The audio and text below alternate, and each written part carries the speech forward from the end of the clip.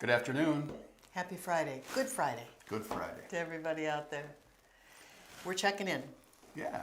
So I think where I want to start today is just it's been an interesting day because it's been filled with spending some time with the SBA, the Illinois SBA, on a webinar, and a little bit with a large accounting firm called Sikich, watching their webinar number 4 for the coronavirus crisis, and a handful of other things that are going on. So I think the thing I want to let everybody know the most is that all of the programs attached to the CARES Act continue to change, and they will continue to change.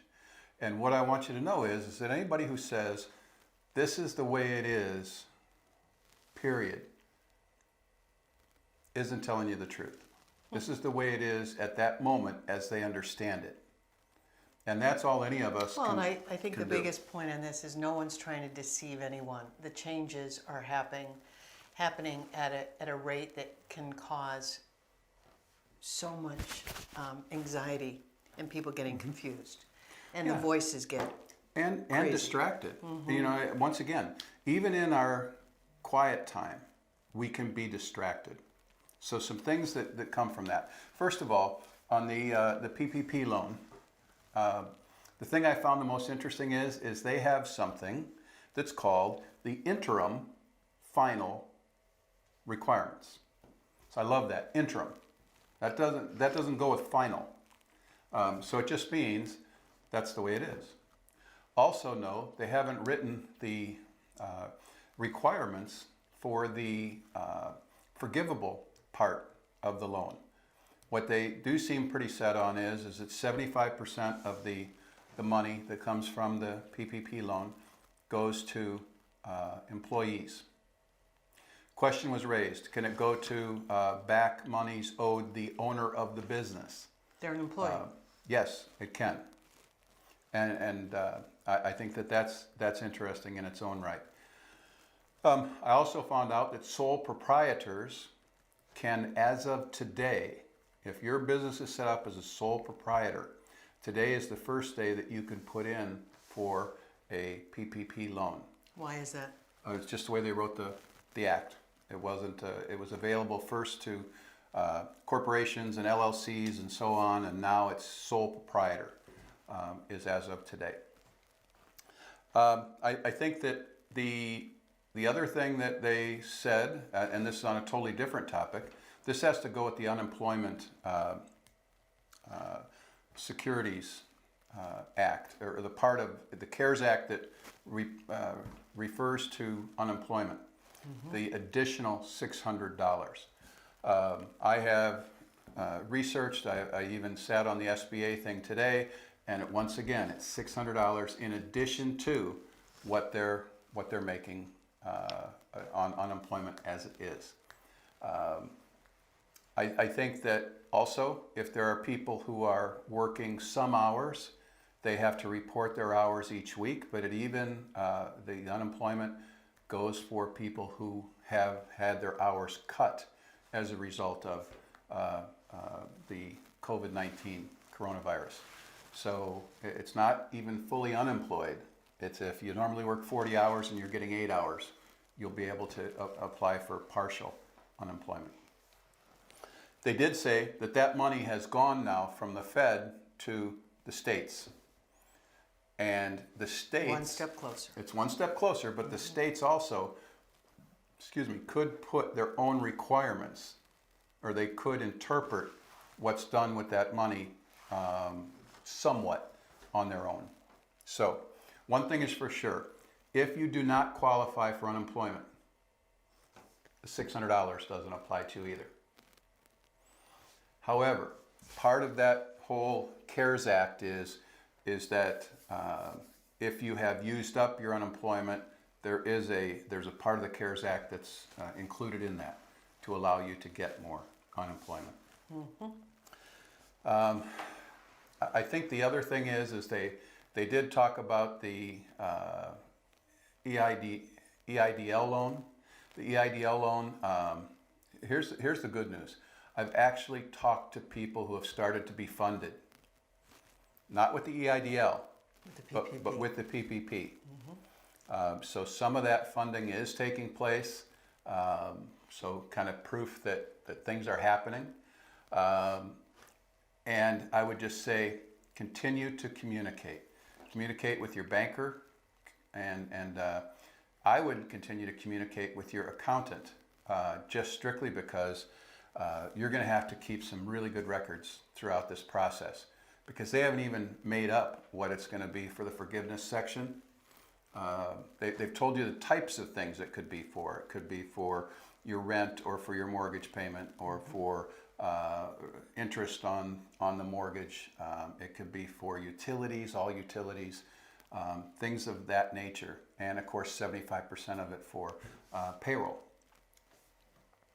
One thing I did find out about the, and I'm jumping back and forth and I apologize, but going back to the payroll part, because of the amount that the CARES Act provides, that extra $600, that's $15 a week, $15 an hour in its own right. So if you had somebody that's working for you that made $12 an hour, now they're, Just the addition. just the addition is more than that. The Act provides for that payment to go on until they're called back to work. Because I think there was some fear that people had where, you know what, maybe my team is making more on unemployment than they were making here. As soon as they're called back to work, that unemployment, both sides of it, stop. They can choose to stay unemployed, but that it benefit stops. will be gone. Yeah. Yes. So, how are you today? I'm okay. I'm thinking about mindfulness and keeping my head straight. I'm still doing little projects, and I think that I was faded out, or a bad connection happened the other day when we were talking about it. So I'm really concerned about how all of you are taking care of yourself.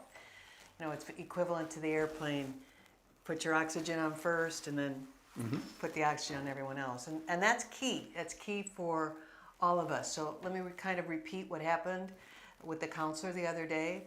She asked me how I was holding up, what I was doing, because I had gone into hiding. I know that I withdraw in a time of crisis.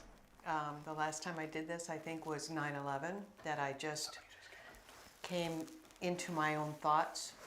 And not that I'm overthinking it. That's not what I'm saying. I am processing the what ifs. And it's not so much about PSC or our schools. It's about our clients. It's very difficult to know that you're worried right now and that you're struggling, and I wish we could give you more answers. But what I can tell you is what we've given you thus far, and go back to number 6. Oh, I just had a cramp in my leg. Go back to number 6 and listen to that very closely about ways that you have to come back. And I think you're going to have 2 stages. You're going to come back in a very specific, strategic way for probably 60 days. That's what we're encouraging. And then opening up to your regular menu and different things 6 weeks after that, or 8 weeks after. Okay. So as far as mindfulness and you taking care of you, whatever you're finding yourself doing, a lot of people say they're doing a lot of cleaning, and they're purging closets, and they're throwing things away. And like this week, I've cleaned the garage out. It feels good, but also what's nice about that, when you're doing it, I didn't realize it's a form of meditation, and it's a form of healing the stress that's taken place in your body. So, wow, that helps me understand why a lot of times, even when we have a big project at PSC, I will go do a storage room and I feel very accomplished. Also, my brain feels really fresh after something like that. And I never realized it was a form of meditation. Also, Jack and I were picking up the sticks in the yard and just placing them all in the garage. Another mindless task, but something that fills you with fresh air and a sense of accomplishment, even though we can't accomplish what we usually do on a daily basis. The reason for that, and I read an article about it, is we can't accomplish what we usually do in our business lives right now. So accomplishing little things, we have to have that form of accomplishment in our lives. So just to sit on the sofa for 60 days would probably do more harm than good, because you miss that sense of accomplishment, and that could be a terrible habit that you don't want to get off the sofa after 60 days because you're used to doing it. Sure. Right? So you've got to have these little victories that you're creating for yourself. Also, we talked about checking in with your team, and I think that's really key. I don't know when my next ones are. I haven't done as many as Steve has, but also I think we need to do one-on-ones too with checking in and see how people are doing. But a form of knowing just to pick up the phone and check on someone, or even texting back and forth, how are you holding up, is really, really important. We've got a couple of people that have elderly parents like I have, or grandparents that are at risk, so I've been checking in with them. One of the reasons being I can relate to their anxiety and they can relate to mine. So we can give each other that extra support that sometimes you think, gosh, unless you're going through it, you don't completely understand. And so like-minded stress could be something that really could buddy up and help each other during this time too. I think what I'd like to talk about is I had a phone call this morning with a friend of mine who lives in New Jersey. And up until that moment, I think I had thought that we're all the same, right? I mean, we've said that. We're all the same. And here's the part that we're the same at. Most of the country is under a stay-at-home order or a shelter-in-place order, or some kind of order that's taken place where all of the businesses except what the government in that state calls essential businesses have been closed. And most people are staying at home or have been asked to stay at home. And so we kind of got around the phrase called alone together. And it was this idea that, yeah, we're alone. We're in our four walls with our immediate family, like every other house. So we're together in that being alone. And we're together with processing what comes at us, either through the news, God forbid. I hope we've whittled that down to saying CDC, the World Health Organization, your main scientific facts that the government, your state government gives out on a daily basis. I hope we whittled down to that. If you watch the news, it's going to kind of overwhelm you. And he grounded me from the news. And I'm telling you, it's helped a lot. I mean, I'd rather listen to ding, ding, Law and Order, ding, ding, right? Mm-hmm. Law and Order is a fantasy crime, and they're solving things in an hour. But I'd rather listen to that than to listen to the news. And so in the course of our conversation, I just asked... Oh, I thought you were going to talk about Law and Order. No Law and Order yet. Maybe later on. I kind of enjoy that as well. But as far as talking to this friend, I just brought up, I said, I was kind of asking, how close has it come to you? Meaning, New Jersey is like the second largest. It's a bedroom of New York, and it has a lot of coronavirus. But I didn't really think about that a personal experience might be different.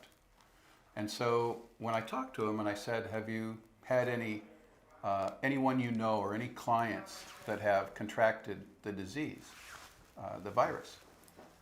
And he said, yes, more than I could list.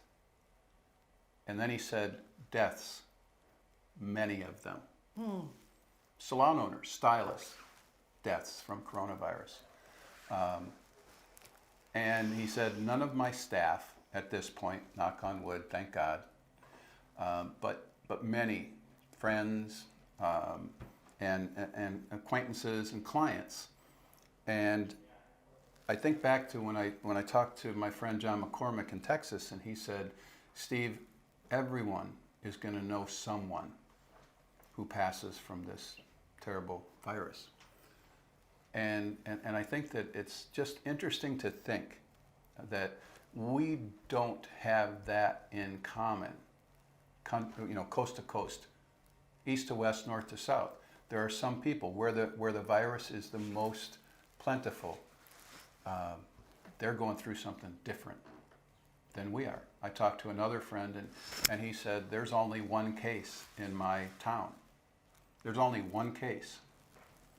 And it's like, okay. It's on the counter. It's right on the counter next to the basket. Sorry. So, how could somebody whose town has one case, or there's about 15 counties in Illinois that don't have any cases of coronavirus.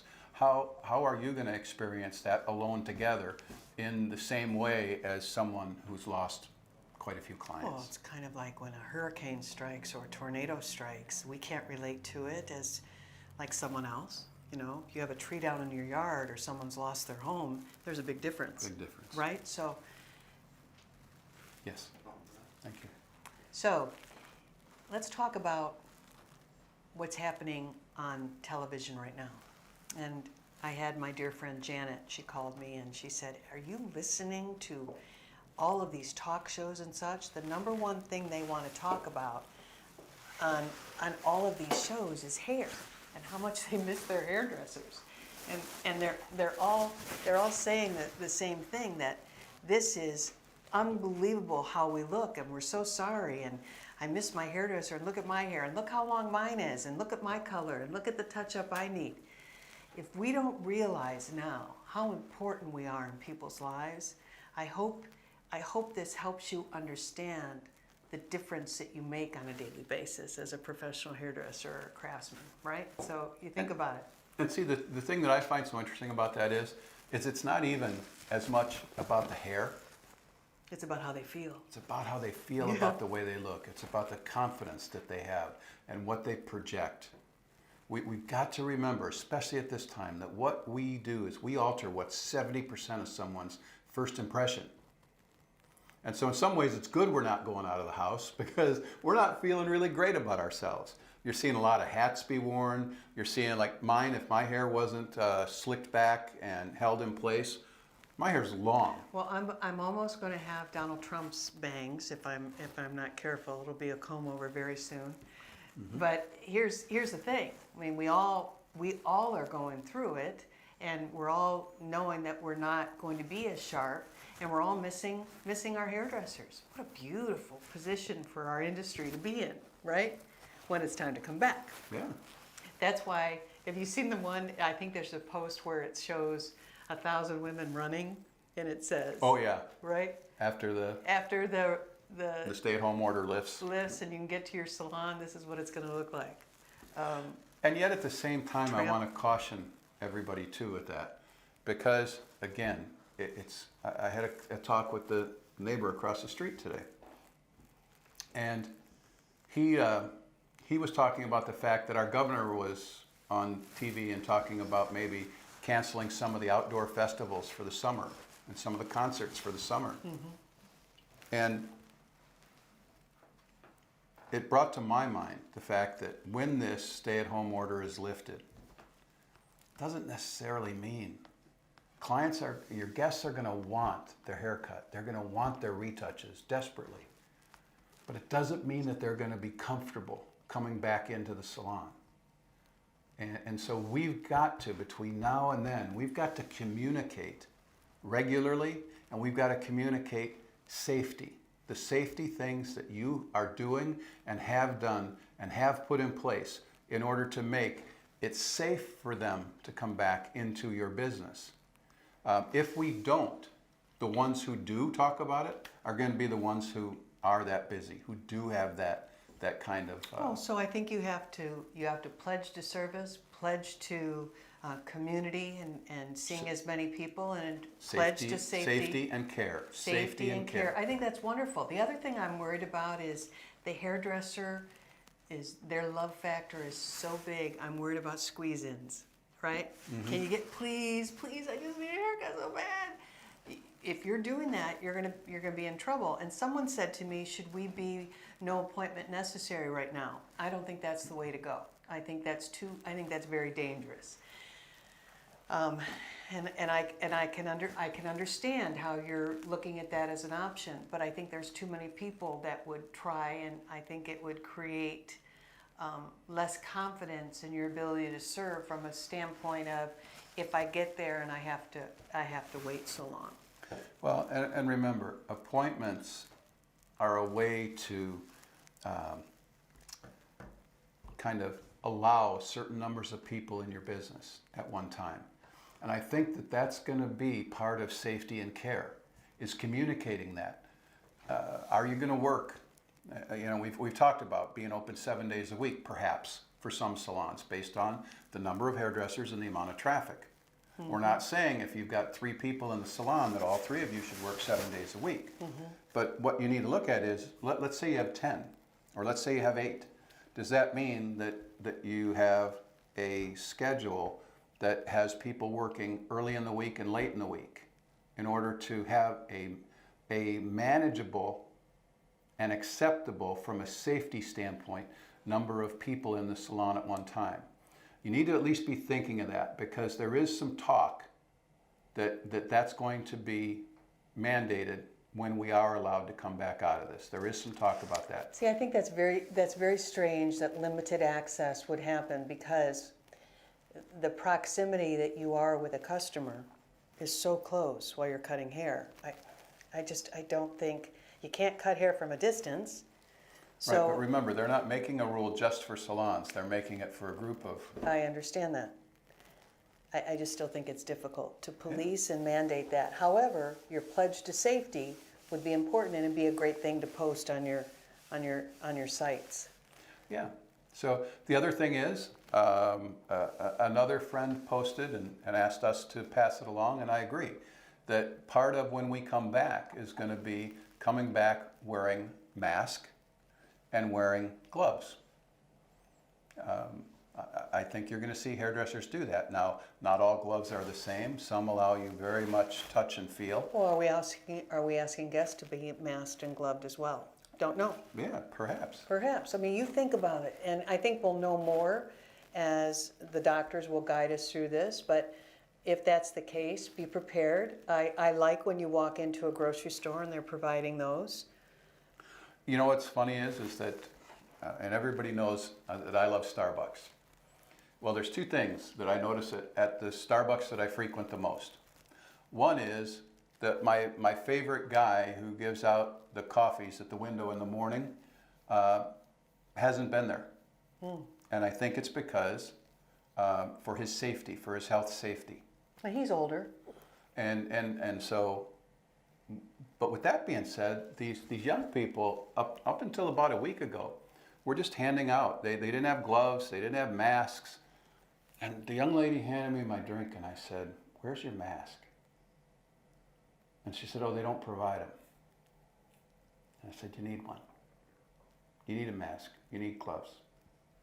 And guess what? Now they have it. Not because I said that. I'm sure I wasn't the only one saying it. I'm sure that they just decided at their one location that that's what they were going to do. Another Starbucks, the one in the Jewel, I think you probably have noticed that most retail places, or essential businesses that are still open, they've put a plexiglass in front of the registers.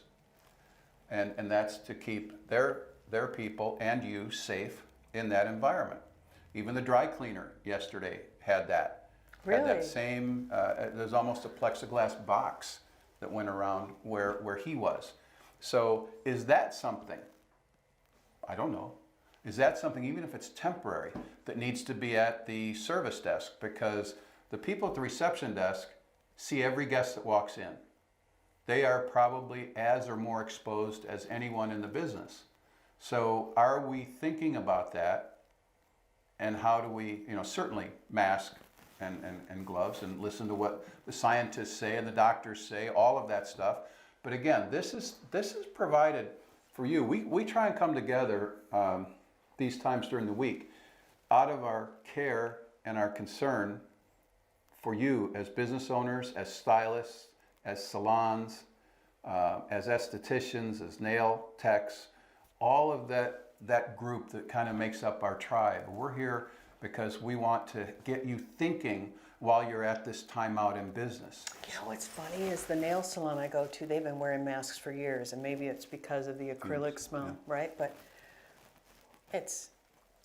you become once you're exposed to it, it becomes comfortable for you to be around. At first you think, is it me?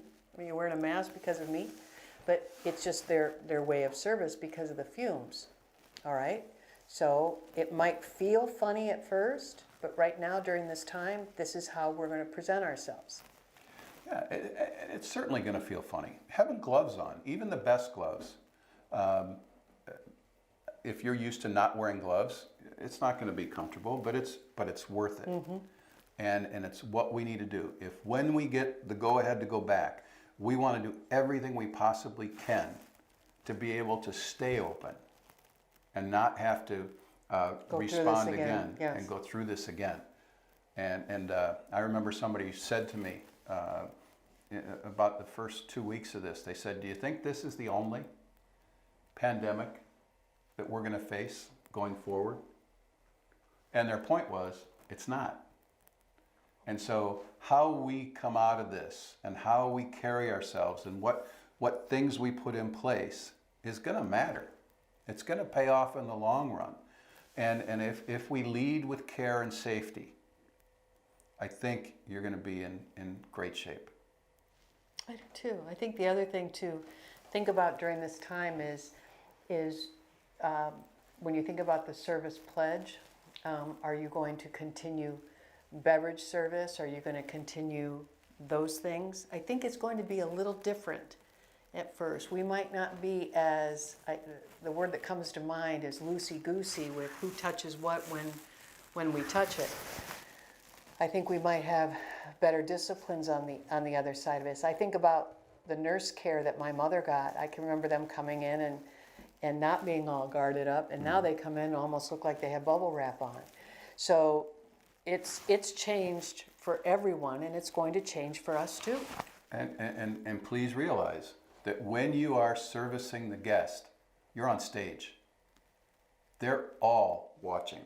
They're watching the way your stations look. They're watching the way your tools look. They're making sure that whether they say anything or not, people's awareness has been raised.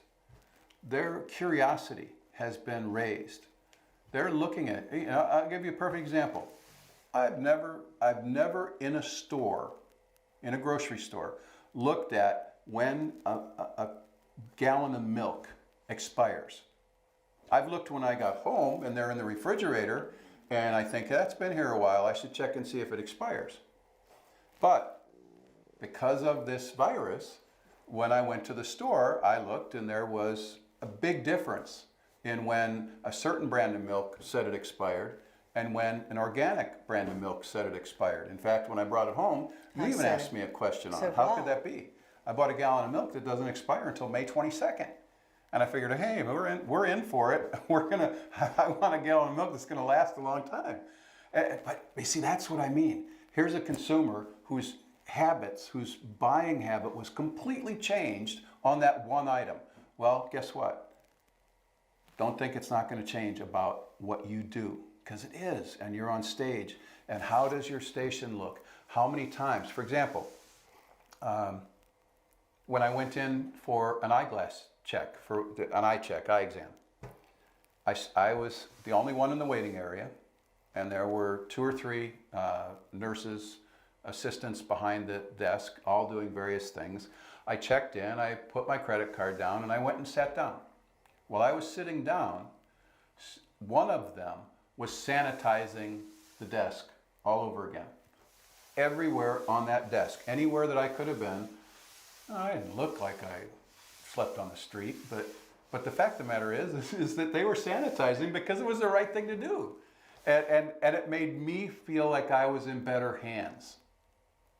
So what things are you going to put in place? How often are your service desk people going to sanitize the desk and that area? How often is the station? And we don't wipe gonna the be chairs sanitized? down. We don't wipe the chairs down after a guest Yeah, leaves. We just dust them off. And Or maybe, you use the blow dryer on. right, we might be doing something else in the future. Think about what that could be.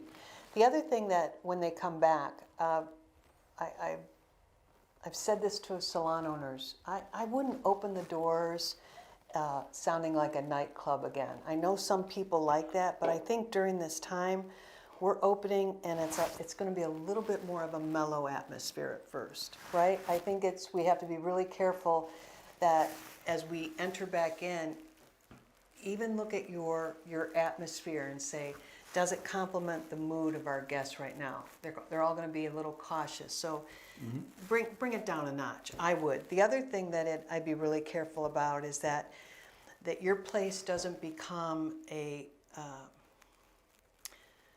reliving of this whole experience, and that's the only thing we're talking about. You have to help your staff talk about other things, or it's going to get negative and uncomfortable and a very awkward environment way too quickly.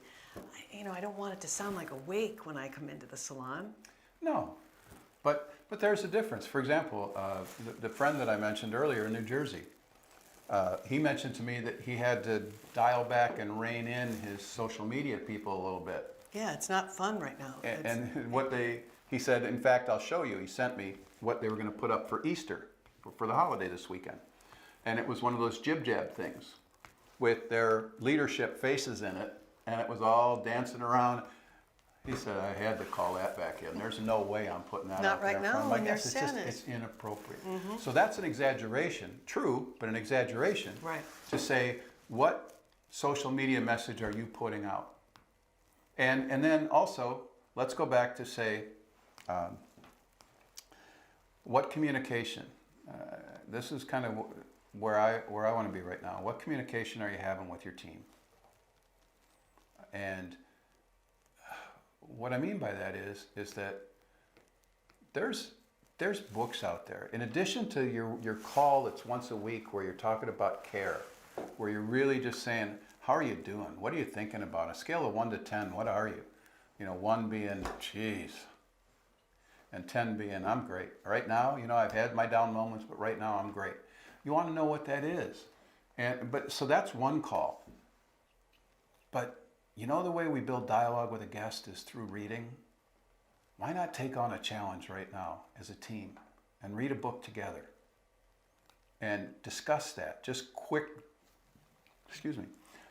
points on a weekly basis. A way to keep people positive, a way to keep them growing, to feel like I'm going from point A to point B with somebody who can take me to point C. Because that's where we're at.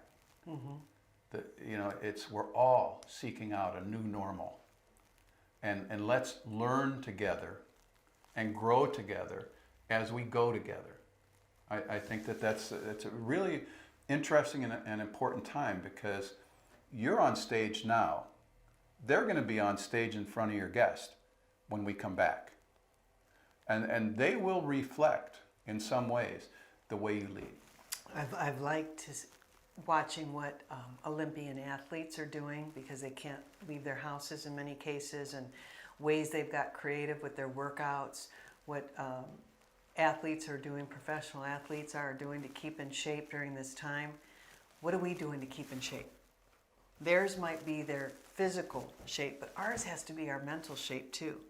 And what are we doing to create that? And I don't know, could you do a yoga session all together on Zoom, perhaps, and have some fun with it and laugh, but do something together that you can do. You could also do some kind of craft and hold it up and put those messages out to the customers, but you can do more in Zoom than just talk. So try to do an activity.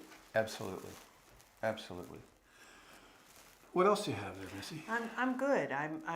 I'm thinking about ideas for them. I know this is the only, what is this, the 9th or 10th? This is the 11th. This is the 11th. Okay, this is the 11th. And we know we have another 20 days, 19 at least, and it could be longer, but what are we going to do? What are our deadlines? And what deadlines are we giving ourselves right now? Yeah. And that's rhetorical, in that it's not only for us, it's also for you. And I think that some of what you're going to want to think about is that what are the resources? Right now, there's so much video education available on social media. And it's some of it's really rich, some of it's really excellent. We encourage you to do that. But just like putting an iPad in your kids' hands and letting the iPad entertain them, how are we going to lead and take our kids, our stylists, our team to the next level? We had a conversation with one of our team members last night that said one of her top accounts is really contemplating going booth rental after this. And number one, we think that's always someone losing hope. And certainly you can lose hope during this time, but be careful not to make any quick decisions, because look at this from every angle, not just for what it is right this moment. That concerns us. I don't wish that for anyone. And remember, you could think your hand is forced during this time. Don't make any decisions right now during this closed period. That's the worst time to make a decision, I think. See, the thing that's so cool is entrepreneurs, small business people, are the people that employ so much. They make the United States economy. And small business people are successful because they figure things out. And so if you're at one of these times, and we're all, believe me, we're all at one of those times right now, where we've got to figure things out in order to move forward accurately, in order to move forward and first get back to maybe where we were, and then at some point in the future be looking at growth again. And so what we've got to do is we've got to figure out where we're at right now. What are the moving parts? Well, let's open it up for some questions too, right? Because Sure. we start from where we're at right now, and where we want to be, and what's that look like? Do we have any questions, Antonio, of any kind? Here's the thing. Come on now, we know you have them. Yeah, if you've got questions, please ask them. But I think the thing to keep in mind is for many of you, whether you did a PPP loan or a Paycheck Protection Program loan or an EIDL loan, or whether you're looking at the employee retention program that the government offers, what you had to do was you had to segment out the expenses. You had to see what's payroll and what goes into payroll. What are the expenses that go along with that, which we talked about to some degree. And then what are your other things, your other big ones? Well, let's face it, in our business, cost of labor and rent are the two biggest things. Cost of labor and rent. In most cases, they're the only two things that are double digit on an income statement. Everything else is 9% or less. But in those things, what are the things that make up that 9% or less? And how can I address? First thing is, you've got to look and say, I need to cut out the non-essentials. Don't cut out the things that make your salon your salon. But what are the non-essentials? We all have them. We all, as cash flow comes in, we all wind up with non-essential expenses that are part of our every week money that we pay out. So what are they? And then what do I need to get creative about? Let the problem solver in you as an entrepreneur go to work. And if you get stuck, put it down, come back to it another day. Then give us a call. Right? Yeah, give us a call, but your mind's going to continue to work on that. You give a question, you ask a great question of yourself, and your mind, even when you're sleeping, is going to work on the answer, an appropriate answer to that question. So sometimes the question you can't answer today, all of a sudden tomorrow you're talking to somebody else and boom, there it is. Do you have a question? You don't? Stop it, everyone's so quiet today. So I think it's time. Let you digest this. Digest nice. Have an awesome weekend. Easter, happy Easter to you. There's a reason why this particular holiday is going to be celebrated one house at a time with a little bit of connection through creativity, either through Zoom or FaceTime or things like that. But don't overlook the people that are around you in your life, and the people that maybe they're counting on you, and maybe you're counting on them, but know that we're all counting on the relationship that we have with God. So we again end this with, we're alone together. We want you to stay well. We want you to stay positive, right? And know that we're going to choose faith over fear. We'll see you Monday. Bye.